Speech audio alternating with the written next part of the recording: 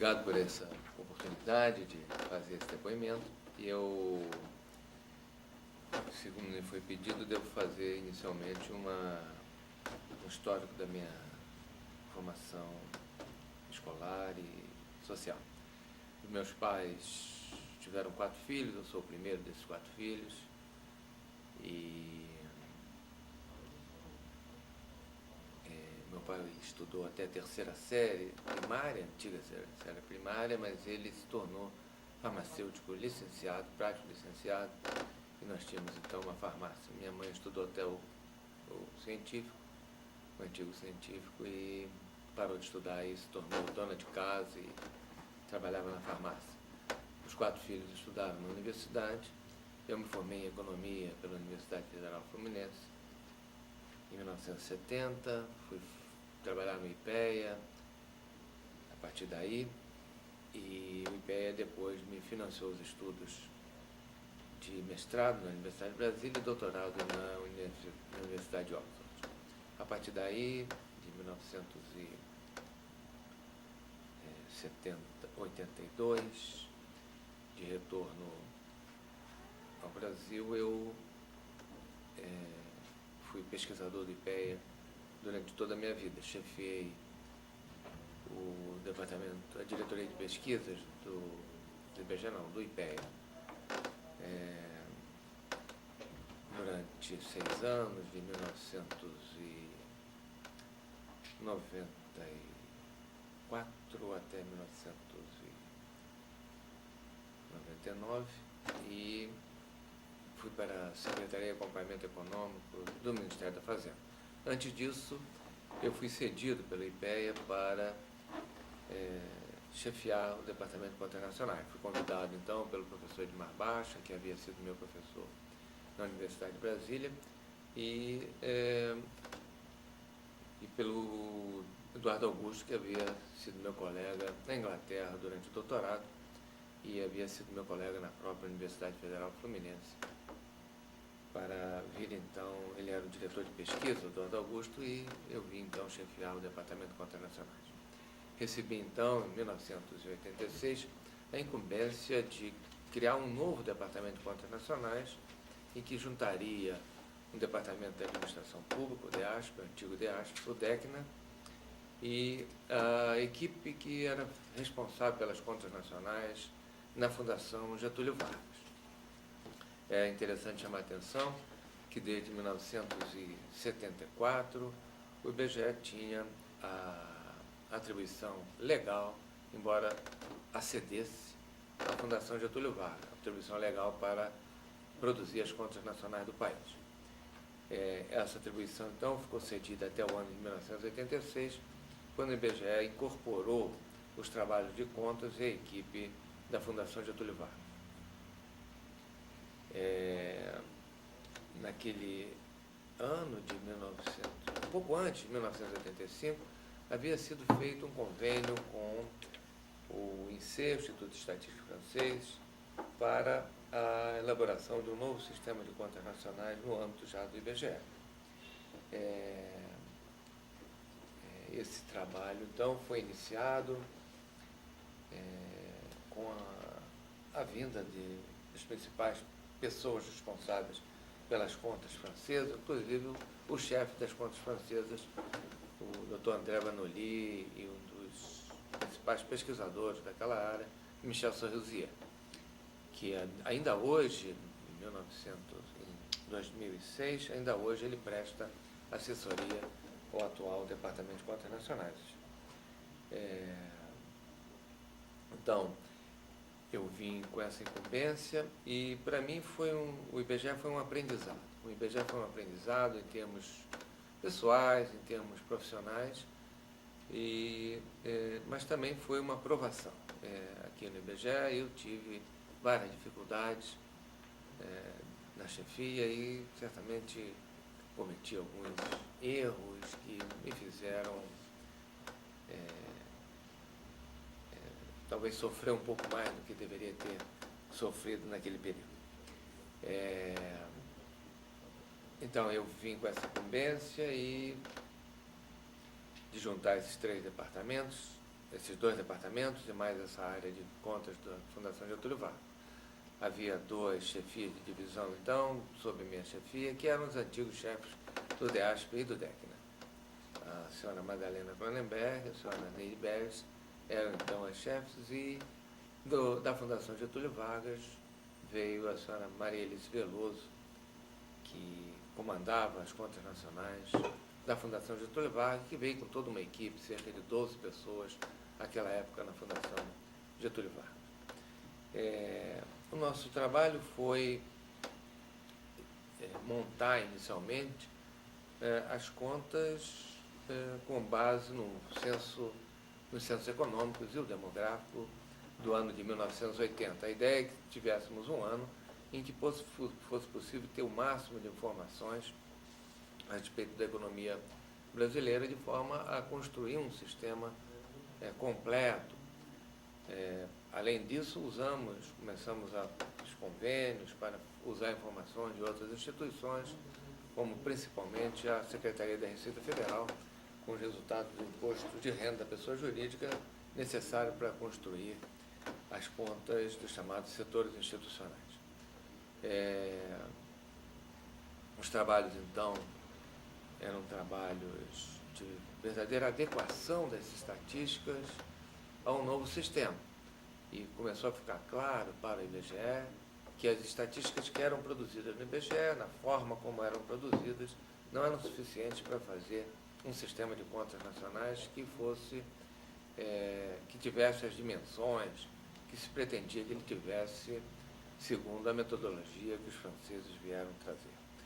Esses trabalhos foram, dentro do DEC, aprofundados pelo grupo que já trabalhava com as matrizes de insumo-produto já há algum tempo, pelas pessoas que já estavam sendo treinadas já há cerca de um ano, pelo Instituto de Estatística francês, desde o convênio que se inicia em 1985, e foram, então,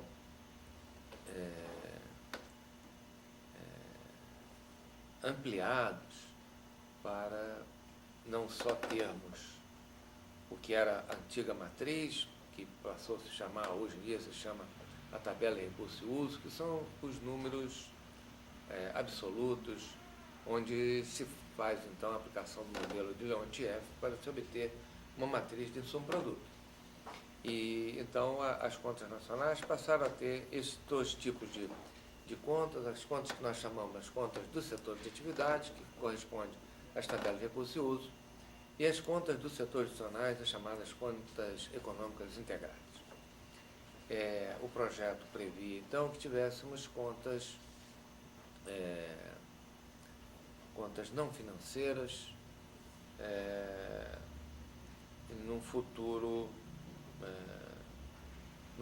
tivéssemos também contas financeiras e contas patrimoniais, para termos um sistema completo. A forma como está hoje organizado, infelizmente, nós não conseguimos, naquele período, o IBGE também não conseguiu levar à frente o projeto de fazer com que o Banco Central construísse as contas financeiras do país. Treinamos várias equipes do Banco Central, mas isso acabou não possibilitando se fazer uma conta financeira, na medida que as equipes eram frequentemente mudadas. Então, foi um trabalho no IBGE de reconstrução, de trabalhos e de união de 3 departamentos. Ao longo de 2 anos, a minha experiência mostrou que a forma como o departamento estava organizado não era mais adequada. Iniciamos, então, um longo processo de discussão dentro do departamento para alteração da estrutura do departamento, até chegarmos a um formato em que ele praticamente tem hoje. Ainda hoje ele tem um formato que foi organizado lá em 1988, 89, mais ou menos, quando fizemos uma grande mudança no departamento. Infelizmente, isso foi um trabalho em que havia certos obstáculos, oposição da antiga equipe de contas nacionais, da antiga equipe do DEASP, da equipe coordenadora desses dois departamentos, antigo departamento.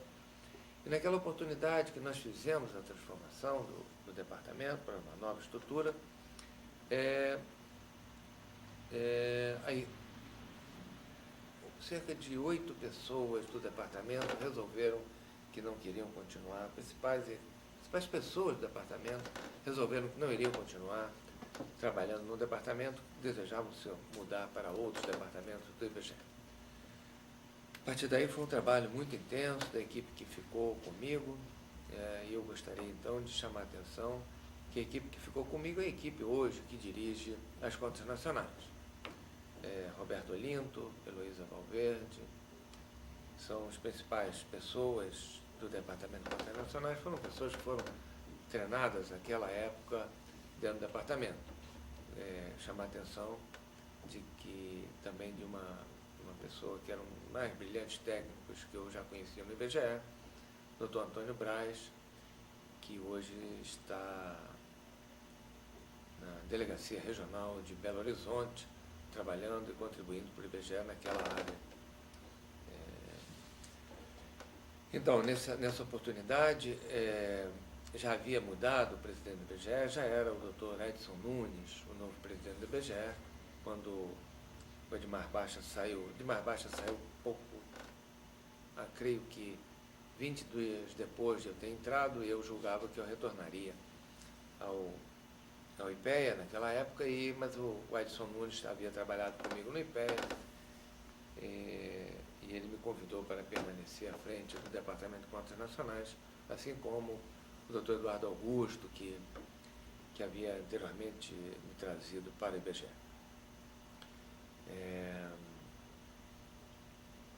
A partir daí, nós tivemos um trabalho muito grande. Eu me lembro que nós saímos daqui do IBGE, geralmente 10 horas da noite, eu e a minha equipe, de forma a tentar reconstruir um departamento que havia sido, de certa forma, abandonado pelas suas principais figuras. E foi um trabalho muito intenso, mas nós conseguimos recuperar aquela equipe, conseguimos treinar várias outras pessoas e conseguimos, então, levar à frente o trabalho de, a partir do ano de 1980, estender os anos correntes de 1980 a 1985, baseado nas informações das estatísticas anuais, estatísticas, muitas vezes até estatísticas mensais. Mostramos, então, através desse trabalho, que seria possível ter um sistema de contas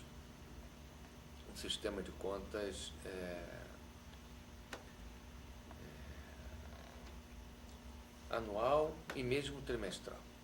Um dos trabalhos importantes que trouxemos para o IBGE nessa época foi, na verdade, a construção do PIB trimestral. O PIB trimestral, eu encomendei ao IPEA um trabalho de pesquisa de forma a implantarmos um processo de mensuração do PIB trimestralmente, e esse trabalho foi desenvolvido pelo Dr. Regis Bonelli, Wagner Ardeu, ambos do IPEA, e passamos a divulgar também o PIB trimestral, além de continuarmos divulgando os resultados das contas nacionais que eram produzidas pela Fundação Getúlio Vargas, segundo um método já considerado ultrapassado, mas eram os resultados que nós tínhamos, que eram possíveis de serem gerados naquele momento, tendo em vista que o novo sistema não era capaz ainda de gerar resultados mais recentes.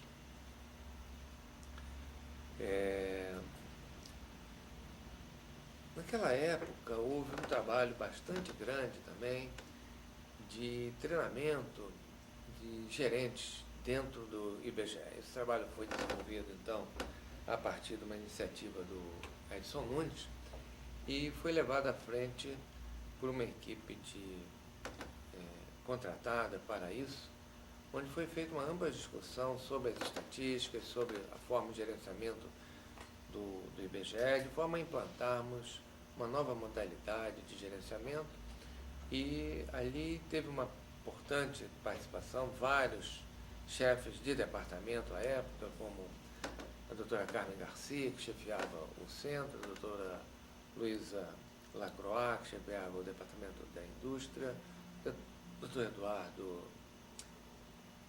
que era o chefe de serviços,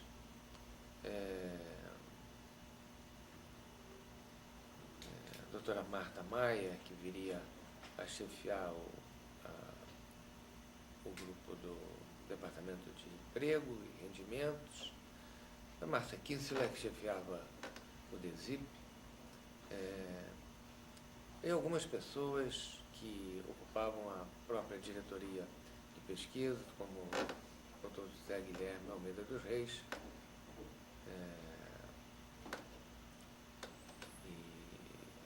que foram pessoas importantes nessa, vamos dizer, reformulação da base estatística e que depois culminou também com a realização da própria Confest, que permitiu se pensar numa nova base de dados para o país que fosse capaz de, integrado com o sistema de contas nacionais, dar informações de melhor qualidade para o país.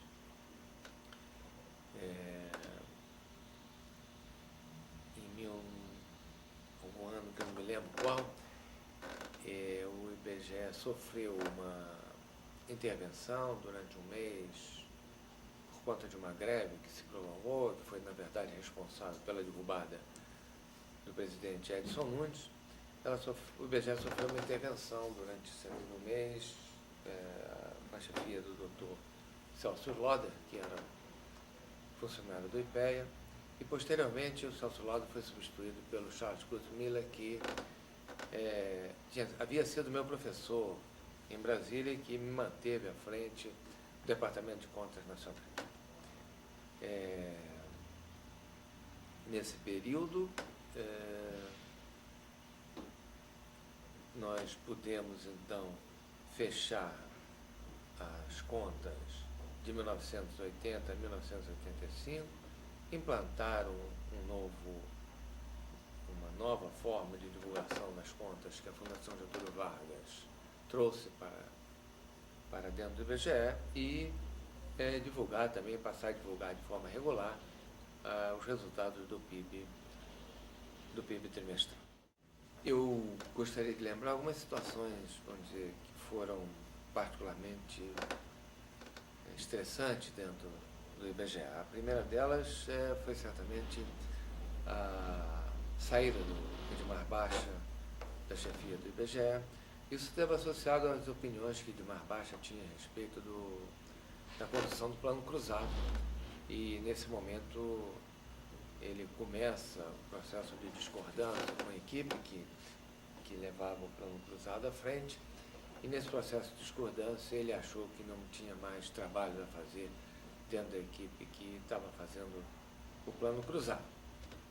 Dessa forma, Edmar Baixa sai do IBGE em janeiro de 1986 e ele viria então a ser substituído por Edson Nunes. Evidentemente que uma das coisas que marcaram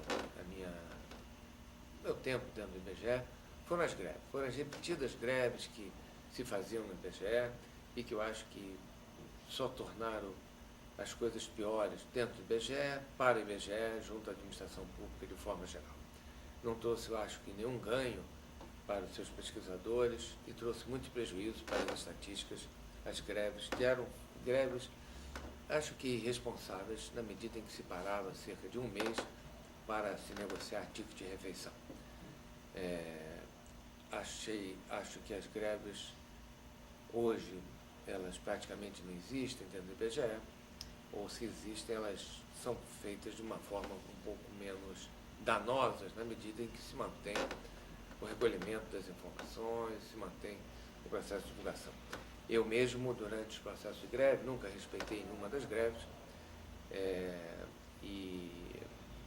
principalmente ocupando o papel de chefia. Entrei no IBGE várias vezes, me lembro de uma situação particularmente problemática na presidência, em que eu e o ex-diretor de administração, Alexandre, entramos por cima de um carro que tinha sido estacionado na porta do IBGE, tivemos nossos paletós rasgados e uma situação bastante estressante naquele momento.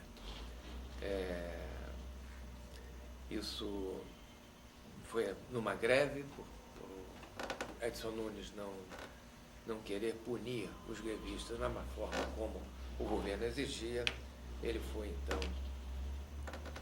então demitido e houve então a intervenção durante o mês por parte de Celso Loder, que se encarregou de fazer as punições que foram pedidas pelo governo federal para as pessoas que dirigiram a greve naquele momento.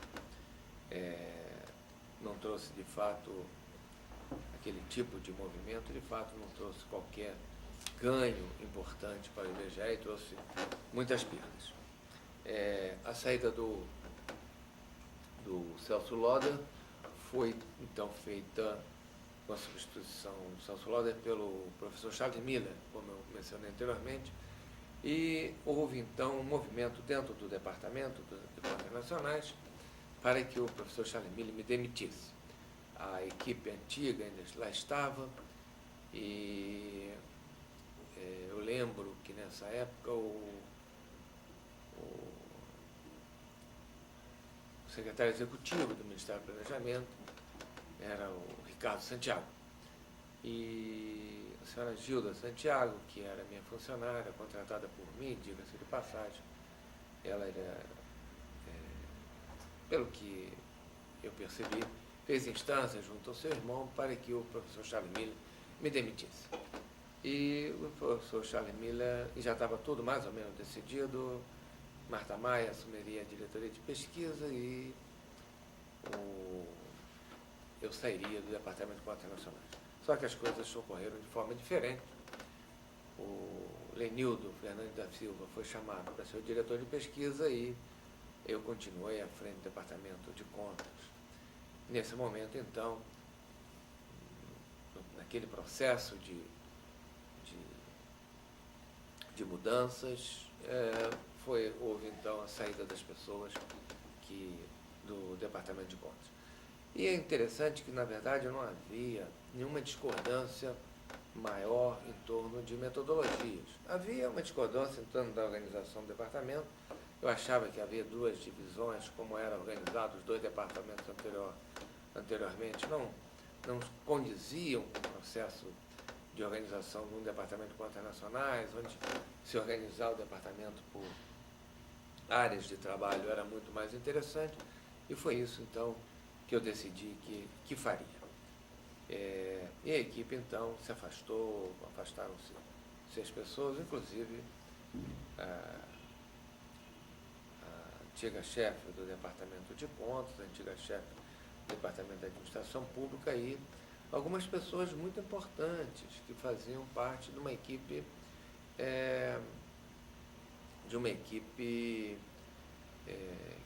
que desenvolveu a matriz de insumo-produto dentro do IBGE.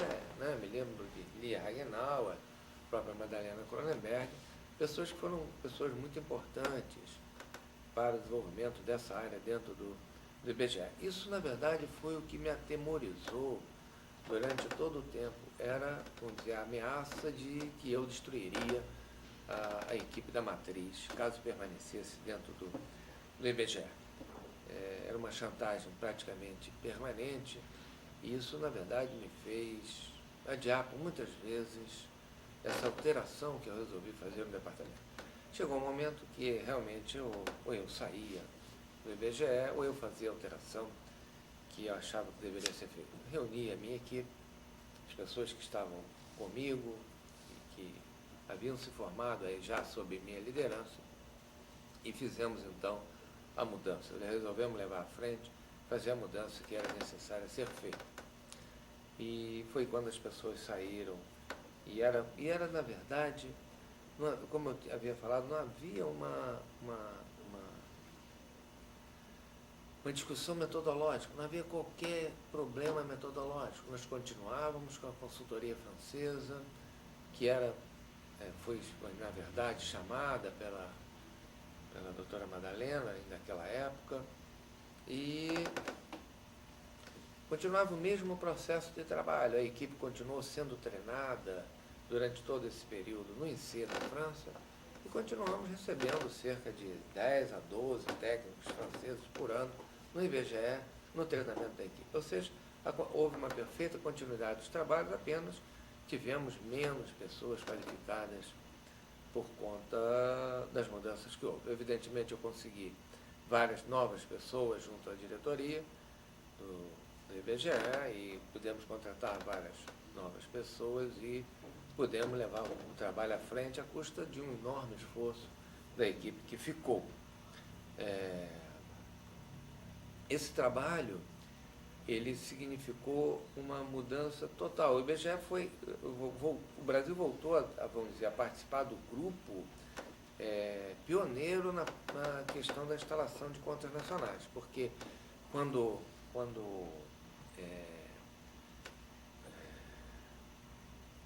a Fundação Getúlio Vargas tomou a peito os resultados, instalar o sistema de contas em 1947, 50, por aí, o IBGE, o Brasil adotou a metodologia mais moderna que tinha na época e foi um dos 50 países no mundo que tinha um sistema de contas bastante bom.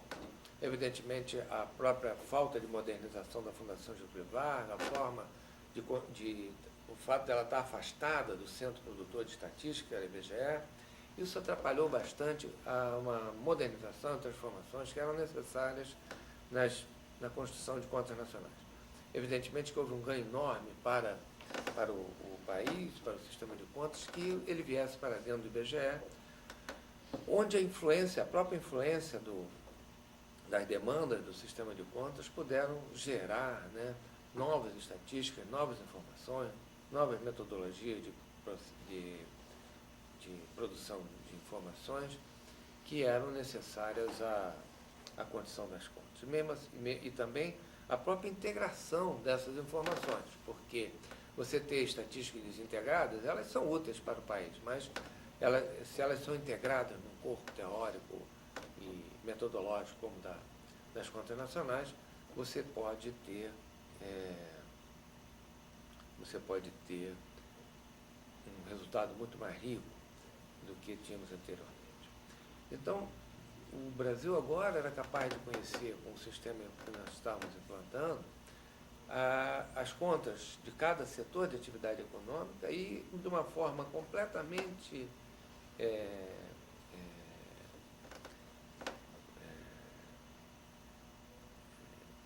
diferente, moderna e muito mais ampla, as contas dos agentes econômicos, dos setores institucionais. Você sabia quanto você gerava de rendimentos do trabalho, mas você não sabia quem se apropriava das rendas, dos lucros, etc., que era um papel que teria que ser feito a partir das contas do setor institucionais. Hoje o Brasil tem um sistema de contas moderno, completamente de acordo com o sistema internacional, e é um dos poucos países que faz o sistema quase integrado, né? Quase integral, na verdade. Faz o sistema. Faltam as contas financeiras, que o Banco Central nunca conseguiu colocar uma equipe em ação, e ainda não fazemos também as contas patrimoniais. Mas nós conhecemos hoje em dia totalmente o processo econômico pelo ponto de vista da produção, da oferta, demanda de bens e serviços, da distribuição e propensão da renda, e até chegamos a ter uma parte do lado financeiro. Na parte da acumulação de capital, nós não conhecemos isso ainda, teremos que desenvolver metodologias para fazermos essas contas, as chamadas contas patrimoniais.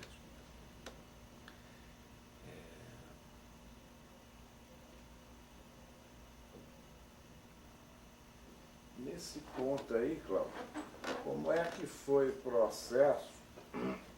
Você tinha a produção de estatística, teve que haver uma adequação para você poder constituir as contas nacionais. Dá para resgatar um pouco esse processo? Não, olha só, houve... Tecnicamente. Naquele momento, sob o comando lá do Eduardo Augusto, havia um corpo de chefes de departamento muito capacitados, né? E nós fazíamos uma discussão bastante intensa sobre o processo de produção de estatísticas, inclusive de forma a facilitar, né, a coleta das informações, na medida em que, por exemplo, não seria possível nós voltarmos a ter um censo econômico no país. É uma fortuna o censo econômico.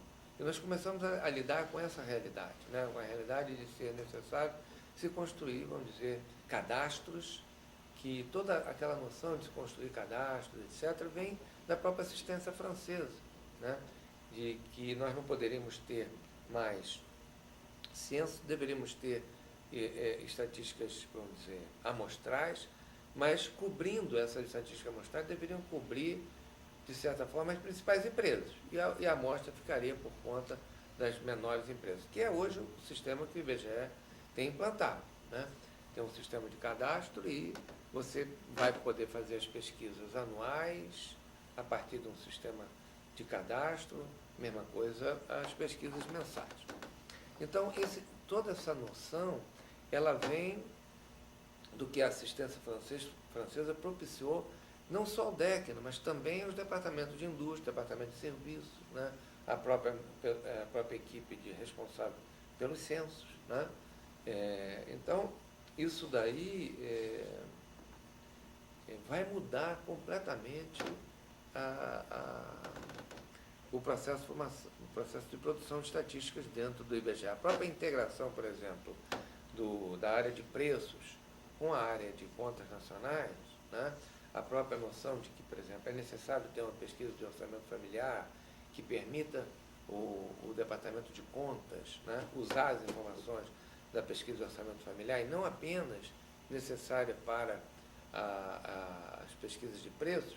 Mesmo essa noção foi uma noção que se adquiriu com a implantação do novo sistema de contas nacionais. A própria utilização, por exemplo, de PNAD, que é a própria reformulação dos questionários da PNAD, vem a partir das necessidades de contas nacionais, a partir da necessidade de fazer a conta de renda pelo lado das pesquisas sociais.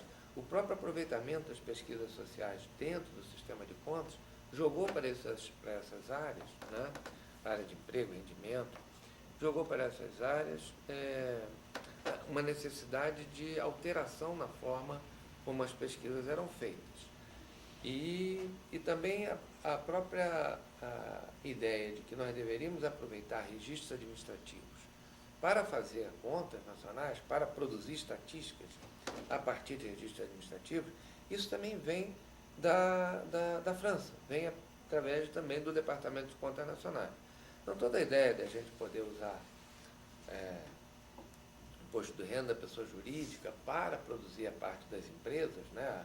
Aquelas contas do setor público funcionando mesmo, aquelas estatísticas do setor público? Essas a própria, por exemplo, utilização das estatísticas do setor público via CIAF, né?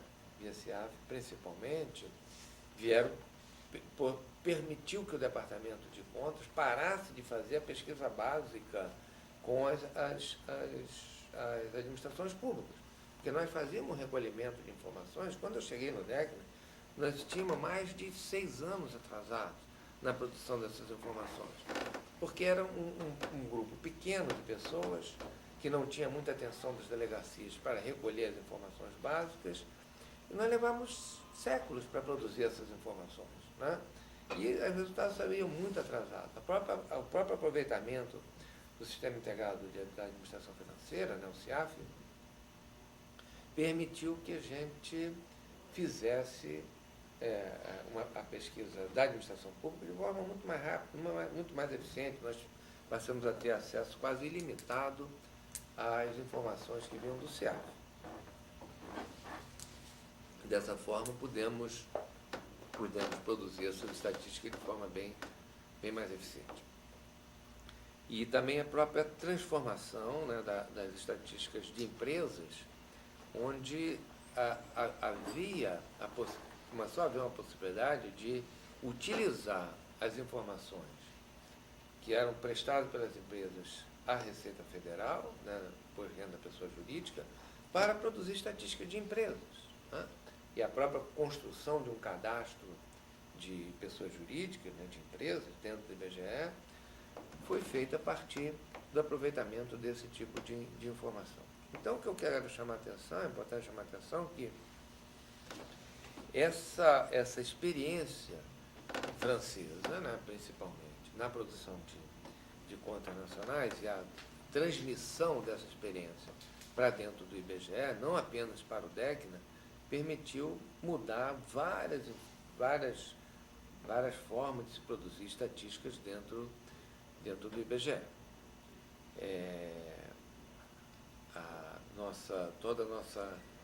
O desenvolvimento das nossas relações com o Banco Central, de forma a produzir as estatísticas das instituições das instituições financeiras e as informações que a gente pode passar a coletar através do Instituto de Seguros do Brasil, da SUSEP, sobre parte de seguros,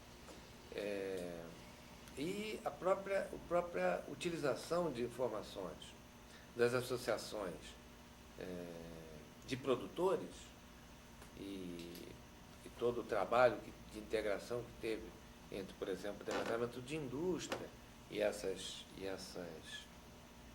associações de produção de produtos industriais, né, permitiu que essas informações pudessem ser trazidas para dentro da produção de estatística, porque de forma a você ter uma única classificação, né, uma classificação que fosse compatível. A própria ideia, por exemplo, de haver uma lei que obriga que a classificação do IBGE seja seguida pelos demais órgãos que ou fazem registro administrativo ou produzem algum tipo de informação estatística, a própria ideia de que o que deve prevalecer é a classificação do IBGE e deve ser essa seguida, isso vem da experiência de contas nacionais, né? Isso foi um decreto, inicialmente houve um decreto por parte do presidente Geisel, em 74, que não foi muito seguido, mas que depois voltou, né, a ter uma outra lei que permitiu que você implantava, vamos dizer, o que é hoje conhecido como a CNAE, né? A CNAE, o Cadastro Nacional de Atividades Econômicas, ele é uma coisa que tem origem legal, né? Mas isso tudo foi feito a partir das equipes que trabalhavam associadas a contas nacionais. Então, toda essa ideia, que era a ideia francesa, que lá não tinha muito condições de continuar fazendo censos, né? A ideia é se produzir cadastros bem feitos, a partir dos cadastros se fazerem pesquisas amostrais bem feitas. Isso vem desse processo de integração do sistema de contas nacionais com as demais estatísticas do IBGE. Evidentemente, essas coisas não se fizeram sem nenhum atrito, houve muito atrito, né? Evidentemente, muitas vezes as pessoas das áreas acham que houve resistência técnica. Houve muita resistência técnica inicialmente, porque havia discordâncias quanto ao fato de que se deveria produzir informações úteis para as contas nacionais. As pessoas diziam, não, nós temos que produzir informações estatísticas de maneira geral. O que nós queríamos chamar a atenção naquele momento é que poderia ter as duas coisas. Poderiam ser informações úteis sobre a indústria, mas que tivesse uma serventia total para o sistema de contas. O próprio processo de transição para o cadastro foi uma discussão de anos, né? Foi uma discussão enorme. Ainda se discutiu se faríamos censos econômicos em 90, por exemplo, né? Quando não tinha mais recurso, o país não tinha mais recurso, não tinha mais como se fazer esse tipo de... Era uma coisa em desuso, né? Se sabia que era muito mais barato se fazer estatísticas através de construção de bons cadastros do que se tentar fazer uma cobertura censitária como o país fez no início, né? Então, houve alguma resistência, mas essas coisas foram sendo removidas, né? O próprio fato de que algumas pessoas das contas nacionais, daquela equipe que saiu, ela foi se localizar em várias áreas do IBGE. Alguns se tornaram chefes de outros departamentos dentro do IBGE porque eram pessoas muito capacitadas. E a própria migração dessas pessoas fez com que se migrassem também ideias a respeito do processo de produção de estatística para a própria conta. Então, se teve esse lado, vamos dizer, de destruição de equipe, teve um lado de aproveitamento dessas pessoas muito bem treinadas em contas, em produzir informações em outros departamentos que elas começaram a influenciar nessas decisões de produzir informações que eram apropriadas às contas nacionais. É mesmo que me parece, como você está falando, que a divergência foi, parece que de gestão, né? Acho que teve um aspecto pessoal forte nisso, né? Eu não sei, eu não era um IBGEano, né? Houve uma resistência muito grande a isso. Pela primeira vez dentro do IBGE, um chefe de departamento não era IBGEano. E, no princípio, houve muita resistência dos outros chefes de departamento também, dentro da minha equipe. Mas, aos poucos, essas coisas foram se movendo. Dentro dos outros chefes de departamento, inclusive, eu consegui ter um nível de aceitação muito grande, né? Porque eu vim para trabalhar, né? Eu trabalhava bastante dentro do IBGE e sempre defendi o IBGE em várias discussões públicas, né, a respeito da qualidade da estatística. E fui ganhando o respeito dessas pessoas, né, dentro da minha equipe também, de forma que essas coisas aos poucos se moveram. Mas houve uma divergência pessoal, que não foi possível de transpor, né, e uma divergência técnica, mas, na verdade, como você bem chamou a atenção, muito mais de gestão do que da metodologia de trabalho, já que não houve qualquer tipo de diferença com respeito a isso. E, às vezes, essas coisas pessoais pesam muito, né? Elas pesam muito. E, de qualquer maneira, se conseguiu superar isso e as coisas avançaram mesmo quando essas pessoas estavam em outras áreas do IBGE, as coisas continuaram caminhando no sentido de se produzir estatísticas para as contas. Mas isso foi muito lá em cima, né? Esse tipo de discussão não desceu para a base do funcionário, não. Desceu, no departamento desceu, porque era muito claro, porque dentro do departamento isso acontecia do chefe até o contínuo, né? Então, se tomava partido, isso não tinha muito jeito, né? Foi uma coisa muito própria de uma pessoa que era de fora do IBGE e que encontrou resistências iniciais para ser absorvido dentro do IBGE, né? Eu não era da área de contas, eu era formado em economia industrial, havia feito contas nacionais na universidade, tirei 10, por isso eu fui ser estagiário da CEPAL naquela época. Meu professor de contas nacionais me levou para a CEPAL. Meu professor de planejamento, que me ensinou um pouco de matriz, o professor Saturnino, queria me levar para o BNDES, mas eu não sabia aquele novo sistema, eu era uma pessoa nova ali, né? Mas aprendi e escrevi um texto, dou aula de contas nacionais há 20 anos. E escrevi um texto de graduação de contas nacionais, então aprendi. Mas esse processo foi um processo demorado, sofrido, né, e muito complicado. Eu me lembro que eu vi uma reunião em Mangueira, fui a uma reunião em Mangueira, o DEC não era no centro da cidade. Foi uma reunião em Mangueira e a primeira reunião minha com a equipe do DEASP. Eu ia ter que ficar chefiando um departamento no centro, Mangueira. E eu ia ficar viajando diariamente de lá para cá. Até vinha a minha primeira reunião, na primeira semana, no DEASP. E eu, de noite, cheguei para minha mulher e disse: eu fiz a maior besteira da minha vida. Eu aceito esse troço no IBGE, as pessoas me odeiam, o troço não vai dar certo. Saí do DEASP assim, arrasado, né? Ninguém me queria ver ali perto. Eu disse: não tem jeito. Ou eu mudo essa situação administrativa, ou não vou conseguir. Eu não comandava o DEASP era completamente independente, continuava independente, ficava aqui em Mangueira e fazia estatística como queria, todo tipo de mudança que eu queria fazer não queria fazer. Esse departamento foi o primeiro que eu mudei logo, porque ficou uma coisa insuportável do ponto de vista de resistência mesmo. E depois o próprio DEC, a própria organização das contas, né? E, então, sei lá, eu acho que favoreceu muito o fato de a gente ter unido tudo no centro da cidade. Depois unimos tudo de volta aqui em Mangueira, trouxemos o departamento para Mangueira. Mas foi um processo bem penoso. E ele vai culminar, né, com o novo governo. Quando vem o novo governo, o governo Collor, é convidado para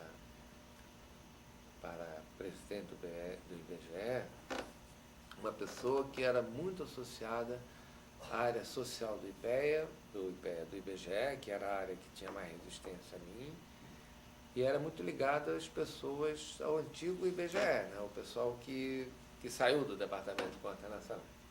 Então, a nova diretora, naquela época, diretora de pesquisa, como é que era o nome dela? Esqueci. Tereza Cristina. Ela, então, eu fiquei no cargo quando mudou o presidente, mudou o governo, em 1992, né? 90, na verdade. E eu fiquei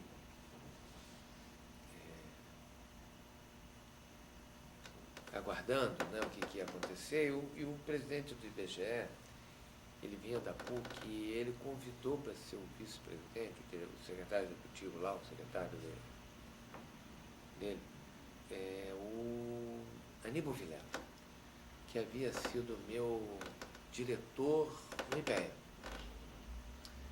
E durante 20 dias aconteceu, 20 dias, um mês, aconteceu uma coisa muito curiosa. A diretora de pesquisa não me queria ali, mas ela não conseguia me demitir. E eu fui ficando, aguardando o que ia acontecer. Né? Você disse com a entrada do Collor, né? Com a entrada do Collor. Né? E eu fiquei aguardando ver o que aconteceria naquela situação.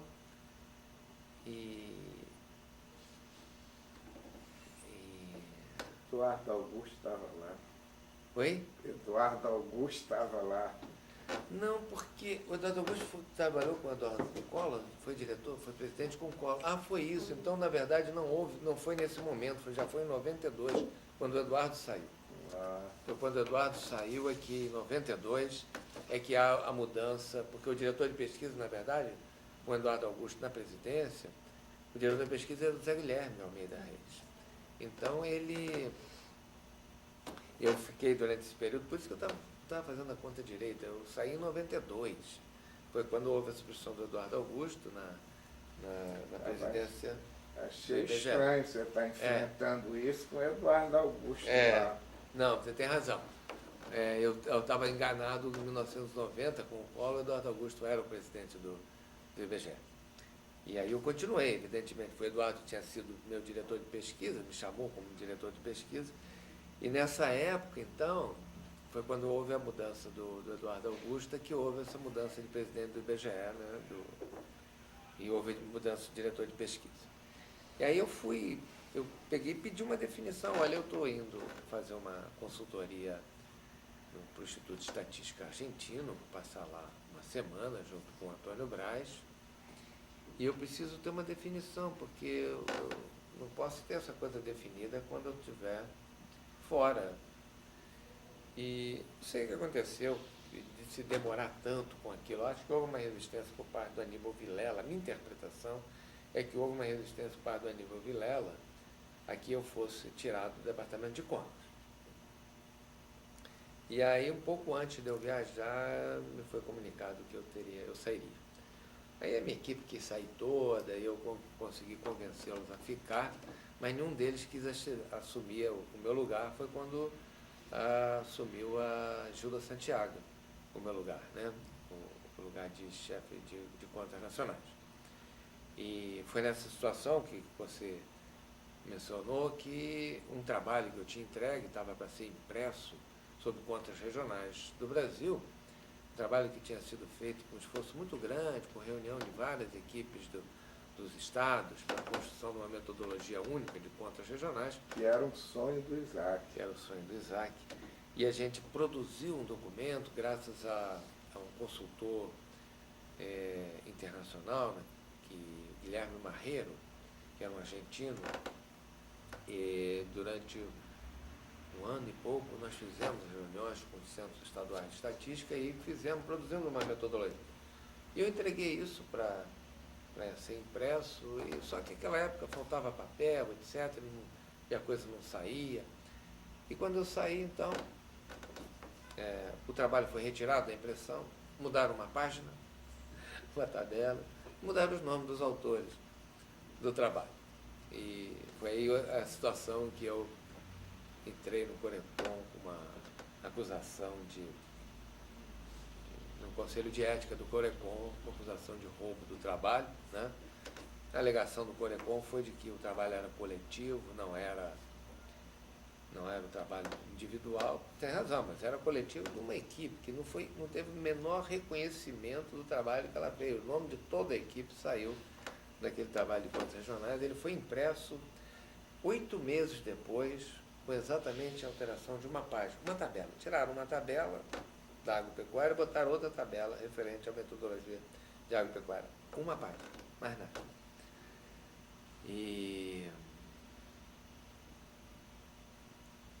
Mas aí foi, vamos dizer, já estava fora do IBGE. Nesse período,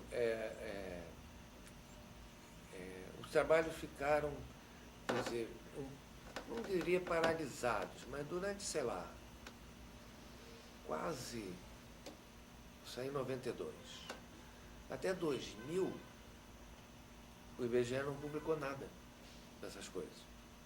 Né? E, na verdade, a equipe ficou toda, só saiu o Antônio Braz. Ele quis sair porque ele tinha criado muitos atritos, né, com as equipes anteriores. Então ele me pediu para ir para o IPEA, eu retornei ao IPEA e o levei para o IPEA comigo. Foi a única pessoa que saiu e eu convenci todos os demais a que ficasse. Aquele era o trabalho deles, não tinha sentido destruir o trabalho que eles haviam durante tanto tempo construído com muito esforço. E em 2000, o IBGE finalmente publica uma série das contas novas, 95 a 2000, né, com as contas de setores de atividade e as contas dos setores institucionais. E o IBGE se coloca, então, como um dos produtores mais modernos de estatística do mundo, em termos de contas nacionais. Né? Hoje, dentro do Brasil, se reclama muito, a hora que o IBGE solta um PIB trimestral, se reclama de forma totalmente inconsequente, muitas vezes, né? E totalmente sem sentido, porque o resultado não saiu de acordo com aquilo que as pessoas gostariam que saísse, né? Então as pessoas estão reclamando não do IBGE, mas dos números mesmo que eles próprios criaram. Geralmente o governo reclama muito dos resultados que o IBGE divulga, quando os resultados não estão de acordo com o que o IBGE, com o que o governo gostaria que fosse divulgado. Então, nós hoje temos uma base de informações, né, muito bem desenvolvida, estatísticas que saem com um período bastante regular. Agora mesmo está se implantando uma nova base do sistema de contas nacionais, certo? Vamos dizer, modernizando a estrutura econômica que nós temos de informação e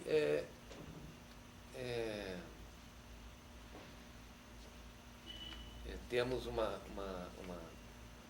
sistema de contas bem moderno. Evidentemente tem problemas ainda, né? Tem problemas na estatística básica, tem problemas principalmente na questão da pesquisa de consumo intermediário para a produção. Isso nós temos problema, temos uma tabela de consumo intermediário antiga, porque as pesquisas hoje são produzidas de tal maneira que não permite, isso teria que ter uma estatística própria para isso, temos um problema que é não termos, um grave problema que é não termos as contas financeiras. Mas isso aí a culpa é do Banco Central, que só eles poderiam fazer as contas financeiras. Eu notei que muitas vezes, quando você falava da adequação da produção de estatística em função das contas nacionais, me pareceu que você se remetia a coisas da reforma do Baixa no IBGE. Que tem gente que entende que os dois pontos altos daquela reforma foi a reformulação das estatísticas, inclusive em termos metodológicos, e foi a criação do CDDI. Então você estava aí já na reforma, você tem uma visão sobre aquela reforma e realmente tem alguma coisa a ver quando você fala da adequação das estatísticas, em grande parte aquilo foi com o Eduardo, com o Baixa, etc. Procede minha pergunta? Olha, procede pelo seguinte, eu quando entrei em 86, o Baixa já tinha um ano na chefia do IBGE. Né? Essas mudanças vieram com, certamente, Eduardo Augusto e a equipe que ele trouxe para cá e a equipe que ele fez, né, como chefes de departamento naquele período, desenvolveram toda essa noção nova de produção de estatística que passou a ser implantada. Então isso tem a ver, certamente, com a reforma que veio de Eduardo Augusto. Fortuitamente, o Edson Nunes manteve Eduardo Augusto na chefia da diretoria de pesquisa. Então, houve uma continuidade. Embora o Baixa tenha saído, né, com um ano e pouco de gestão, o Eduardo Augusto teve ainda mais 2 anos durante a gestão do Edson Nunes para solidificar isso. E a equipe da diretoria de pesquisa era uma equipe muito qualificada. Eu mencionei os nomes anteriormente, né? Que eram pessoas extremamente qualificadas, muito bem formadas e que vinham pensando há muito tempo as questões estatísticas. Eu não posso deixar de lembrar, inclusive, o nome do Pedrão, né? Que era da área de metodologia e que tinha muita influência nessas discussões, né? O próprio Fernando Abrantes, o próprio Nuno, né? Eram pessoas que tinham, vamos dizer, reflexões sobre essas questões, e essas pessoas se mantiveram dentro do IBGE. Né? E aí a criação, na própria noção dessa mudança entre a produção e a divulgação das estatísticas, né, permitiu dar vamos dizer, livrar os departamentos dessa função, né, da função de, além de produzir as informações, ser obrigado a divulgá-las ou ficar preocupado com a questão de editoração, etc., das estatísticas. Coisa que a CDDI passou a fazer e hoje é impressionante a forma como as estatísticas do IBGE são divulgadas. Né? Na atualidade, elas dão uma divulgação bastante ampla, a maior parte das coisas são gratuitas, quando você paga, o que você paga é muito pouco frente ao que o esforço que foi gerar aquela informação, seja uma instituição pública mesmo, que gera de forma pública as informações. Então, acho que isso daí tem a ver com a reforma do Baixa. O que eu quero chamar a atenção é que o grupo que eu encontrei aqui dentro, ele me surpreendeu muito, porque se falava muito mal do IBGE quando eu vim. Né? Quando eu vim para cá, havia uma noção de que o IBGE tinha um grupo de pessoas muito fraca, mas eram, na verdade, pessoas extremamente bem treinadas, que participavam de congressos, que liam documentos metodológicos, que eram pessoas extremamente bem formadas. Isso me surpreendeu de forma muito positiva quando eu passei a participar, vamos dizer, daquele grupo nas reuniões da diretoria de pesquisa. E para mim foi uma coisa muito boa esse tipo de interação. Eu aprendi muito com essas pessoas, né, em termos de produção de estatísticas. E também foi uma coisa boa do ponto de vista de eu passar a ser aceito, né, tendo em vista que eu também estava trazendo, né, um processo de colaboração, de integração dos departamentos com de demanda direta sobre o departamento, que passou a ser visto de uma maneira diferente quando essas coisas passaram a ser demandadas, talvez de uma maneira diferente. Que havia no departamento, ninguém gosta do DEC, ninguém quer fazer nada que o DEC não quer, etc. E sei lá, eu comecei a perceber que não era bem assim, também fosse o jeito de pedir, o jeito de me inteirar, de interagir com os outros departamentos, de forma que a gente passou a ter uma aceitação bastante grande. Eu me lembro de pessoas que diziam que algumas pessoas eram totalmente avessas a se querer mudar e, surpreendentemente, não. Né? Surpreendentemente, elas aceitavam muito bem aquele tipo de demanda. Me diz uma coisa, vamos retornar em ponto, ver se dá para reaprofundar. Nova República, plano cruzado, índice cheio, restrito e a saída do Baixa. Você tem alguma visão daquele contexto? Olha, eu acho que não tem nada a ver com problemas relativos ao índice de preços. É uma desavença de política econômica, no seio da equipe econômica. Não tem nada a ver com o IBGE em si, a demissão do Baixo. Nada. Zero. O fato do IBGE querer e tem, de fato, sempre teve, nunca se conseguiu tirar isso, né? Independência para produzir suas estatísticas. É uma coisa que está na alma das pessoas que produzem estatística aqui dentro. Faz parte do orgulho, da autoestima dessas pessoas produzirem, elas ganham essa autoestima dentro do IBGE de uma forma, é quase que já vai entrando. Você já vem para cá, você já sabe que você é independente, vai produzir estatística, não tem governo, não tem nada. Tanto que sempre pensavam que quando o PT entrasse no governo, o IBGE só ia produzir boas notícias e é nada disso. O IBGE continua produzindo as más, as boas notícias, continua produzindo a estatística, medindo a realidade brasileira das várias formas, tanto econômica quanto social. E isso daí é uma coisa que você não precisa estar ensinando. O IBGEano aprende isso de uma maneira rápida. É impressionante isso. Isso me impressiona muito, assim, a autoestima das pessoas aqui dentro, né? Muitas vezes submetidas a condições de trabalho bem ruins, salários às vezes ruins, mas elas ganham esse negócio dessa independência de governo que me surpreende, sinceramente. Isso é uma coisa rara nas instituições. E o IBGE tem isso entranhado dentro dele. Então, o Baixa sabia que não conseguiria mudar nada aqui dentro, e botassem quem botassem aqui dentro. Tanto que o Eduardo continuou, era o diretor de pesquisa, ele comandava a área de preços, né? Que era comandada pela Márcia Kinsler na época, e continuou sendo comandado por ela. E na época, na verdade, era o Braulio, né? Esqueci o nome dele, desculpe, que era o chefe de preços, na verdade. Depois veio a Márcia. O Ricardo Braulio. Então, ele continuou.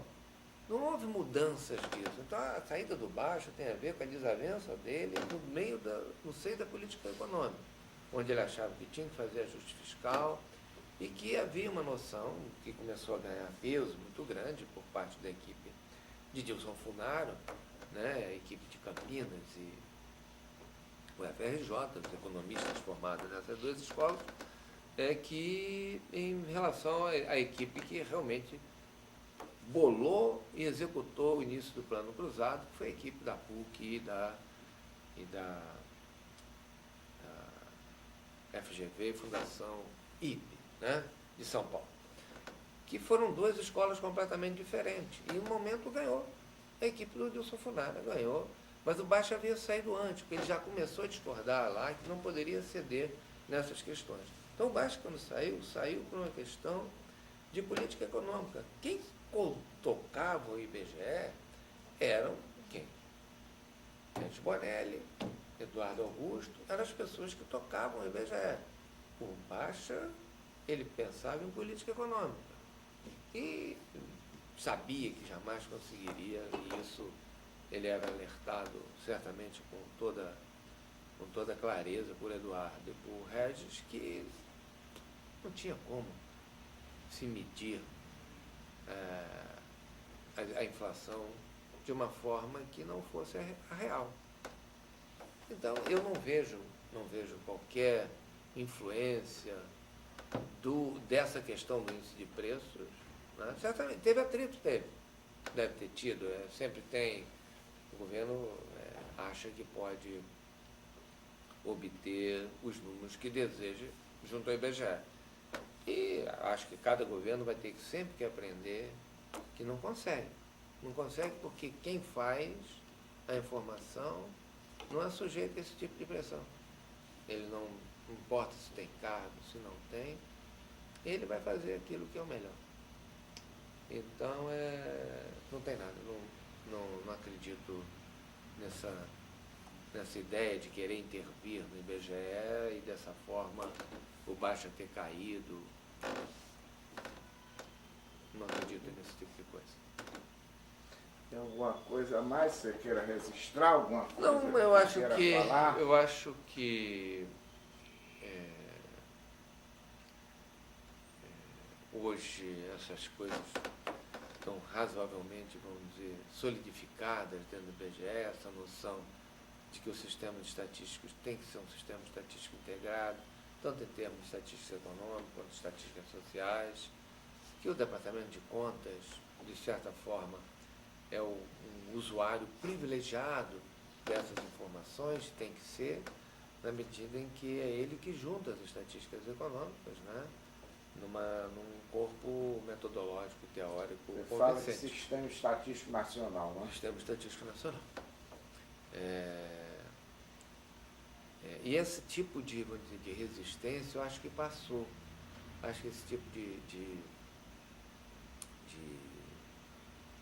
resistência que havia mesmo do DEC, né, de certa forma ser um usuário privilegiado disso, de exigir coisas, etc., isso passou. E as pessoas estão mais agora de acordo que esse sistema é capaz de ajudar a organizar as estatísticas do país de uma forma coerente. Mas, conclusões. Não, em termos da minha vida, o IBGE mudou muito a minha vida em termos de visão. Foi o primeiro órgão que eu dirigi, né, na minha vida, embora eu tenha sido chefe de departamento de economia, né, na faculdade, ter sido diretor de faculdade. Foi uma experiência completamente diferente, porque na universidade você não comanda nada, né? Aqui você comanda. No IBGE você tem comando, você tem decisões a tomar, as decisões que você toma você vai conseguir implementar, ou as pessoas vão sair. Então, foi a minha primeira experiência como chefe mesmo. E foi muito útil para mim, e também foi muito útil em termos de me projetou bastante, né? Na medida em que eu, das divulgações do PIB, me tornou uma pessoa bastante conhecida. Eu só tive a ganhar vindo para o IBGE, né? Me formei numa área que hoje eu dou aula há muito tempo, sou uma pessoa considerada um entendido deste assunto. Escrevi um texto que a Campus insiste que eu transformo em livro, mas eu não consigo ter tempo para fazê-lo. Mas é o livro que eu uso nas minhas aulas e é usado em vários outros lugares, porque, na verdade, eu dei esse livro para alguns professores que usam ele na forma de apostila, né? Na forma de apostila em vários cursos no Brasil, e se aprende, então, o que é o sistema novo de contas nacionais através desse texto. E me ajudou bastante no que foi minha carreira a seguir, né? Que aí eu voltei para o IPEA, fui ser diretor de pesquisa do IPEA, coordenador do grupo de conjuntura, diretor de pesquisa do IPEA e depois fui ser secretário de acompanhamento econômico. Eu acho que tudo nasceu aqui no IBGE com essa chefia do Departamento de Contas Nacionais, com o aprendizado que eu tive aqui. Eu sou muito grato ao IBGE e sempre fui um defensor do IBGE, via jornal. Quando se ataca o IBGE e me perguntam sobre isso, eu respondo não por querer proteger as pessoas aqui dentro, não, porque eu acho que é o correto, né? O IBGE às vezes é acusado de coisas que de fato não tem culpa, né? não tem responsabilidade pelo que errado que está ocorrendo. Então eu tenho do IBGE uma lembrança das mais prazerosas, a despeito das dificuldades que tive aqui. Mas depois, como dizem, a gente esquece as coisas ruins, só fica as coisas boas, os amigos que você aqui criou e do que o IBGE foi capaz de fazer para você, né?